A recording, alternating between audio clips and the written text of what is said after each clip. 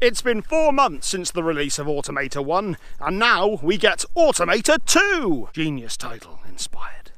I may be wrong, but I think this is the second part of that album. Couldn't they have just made one album? What, put just over an hour's worth of material on the one album instead of making us pay for two? It's totally doable. Let's find out as I dive, well, dip my toe, into Beyond the Buried and Me's latest album, Automata 2.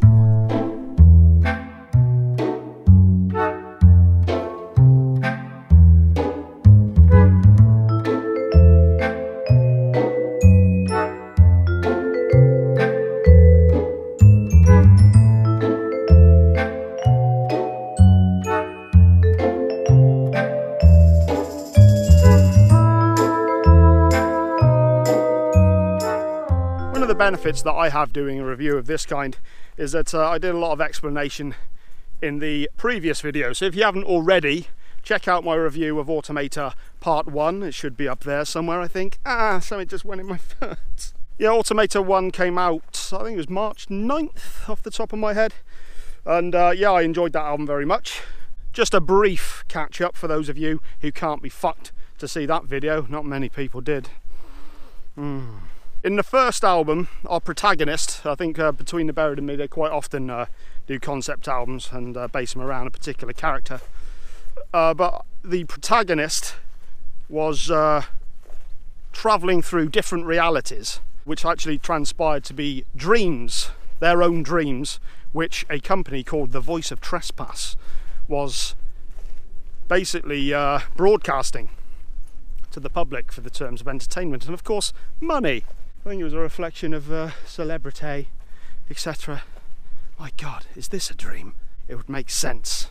Only I could dream something as fucking mundane as this. At the close of Automata 1, our protagonist awakens from the simulation, shall we say, to discover that everything they have gone through has actually been fake. It wasn't reality in any way. Somebody just shot a bloody golf ball at me. I'm not actually going to go over the story for Automata Part 2. I think part of this is kind of discovering it yourself, and I'm also not sure I fully understand it enough to be able to delve. If you haven't already, I suggest you listen to Automata Part 1 and prepare yourself for Part 2. How many times? I'm not going to keep saying Automata. I've said it about 50 fucking times now. Part 2, number 2. Now there are only 4 songs on this album, but that does comprise 30 minutes worth of material. And we're going to get straight into it with the first track, The Proverbial Bellow. 13 minutes, 18 seconds in length. I'll say right from the off, I fucking love this song. It's got this kind of Satriani meets King Crimson type of a vibe to it. I mean, these fuckers can play. That's for damn sure. And it goes into this really early Metallica meets Maiden riffage. I suggest one gets their healthy doses of riffage for a healthy lifestyle. Frontman, vocalist Tommy Rogers once again does a fantastic job all over this album. His range is pretty goddamn impressive. He can do it all. Spoiled little bastard. I am I. What is this? We hear him say at certain points. I guess this is him realising that he's woken up. I wasn't going to go into the story. Let them do some work. You give too much of yourself, Ben. I do.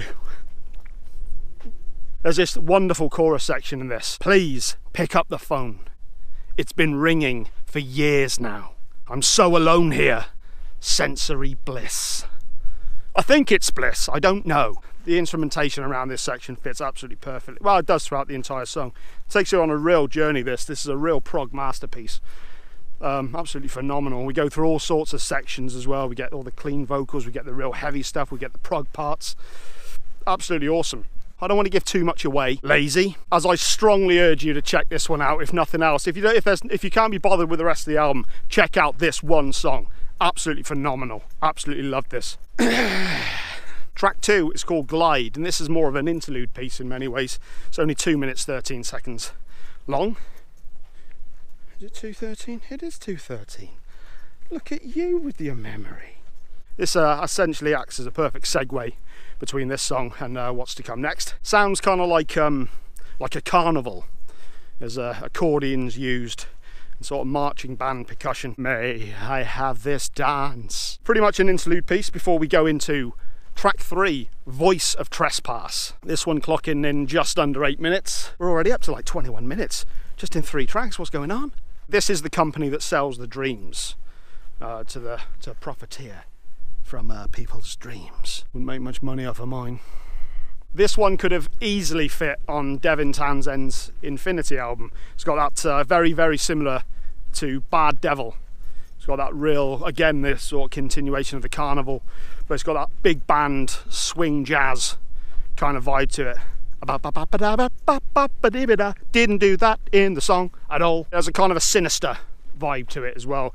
Tommy's voice sounds kind of akin to Dave Mustaine on this as well. Come a little closer now, let me tell you what you need. A snake-tongued devil by your side. I will creep right through your mind and swim right through your veins. Let your blood flow over me. I kind of felt more comfortable doing this stuff, but every now and then I do these things that really, really do make me feel like a fucking prick. A bellend, if you will. Everything slows down and gets much heavier in the back half of the song. Get this real mid-paced, chunky, really meaty riff. Really, really good. And Tommy's vocals take on a more of a Lane Staley kind of... I mean, I said it earlier on, his range is fantastic. I don't mean to, you know, the Dave Mustaine stuff sounded good. He's capable of so much. This band as a whole is capable of pretty much whatever the hell they put their hand to, really. Their mind to. Their instruments do, their hands to. I don't know. Stop putting things in places. Just leave it alone. We are hollow, condemned to the gallows. Condemned to the Gallows, of course, being the first track on the first album. Something they said in the first song they brought back in this song. Though it's not the last song, but it is a song. And it's on a different album. Genius. Fucking clever bastards. These prog fucks. They know what they're doing. All prog and shit. Yeah, and the final song we have is The Grid. This is coming in at 9 minutes 45 seconds. Starts out with this gorgeous melody line on the keyboard and guitar as well, I guess. Kind of had almost reminded me a bit of Hitchhiker's Guide to the Galaxy theme. Dig, dig, dig, dig, dig, dig, dig, dig. Da, da, da, da, da. Which is not what this song is. Gotta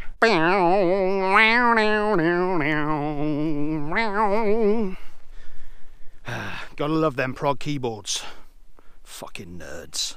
Glorious start to a song before we get into some more demonic vocals and menacing riffage. Riffage. Again with the riffage. Get your daily riffage. Always get your daily riffage. It keeps you regular. Mental transformation. We have become their memory. Probably some of their heaviest riffs are on this particular song. Some real heavy moments on this one. But like everything else, it's peppered with all sorts of melodicism, clean parts, jazz parts, proggy parts, and Tommy's vocals absolutely on point. Fantastic. The final words we hear repeated over and over again is, we are in this together. Before some really tasteful soloing takes us out of the album and this story for good. So that's Automata Part 2. Probably quite a brief one for me today, but as I said, it's only 30 minutes in length. So let's explore a few other things, shall we? What else should we talk about? There must be something. You don't want to go yet, do you? I guess the first thing to address was their justification in doing 2 albums instead of the 1. Personally, I actually kind of enjoyed the fact that it was split up into 2. Kind of gave me, I think I said when I did the 9 Inch Nails review, plug, I kind of enjoyed the fact that he did 3 EPs over 3 years. I think I actually made it, I kind of enjoyed it a lot more. I think it worked really well. Let you kind of digest the music a lot more. I kind of had a similar vibe with this one.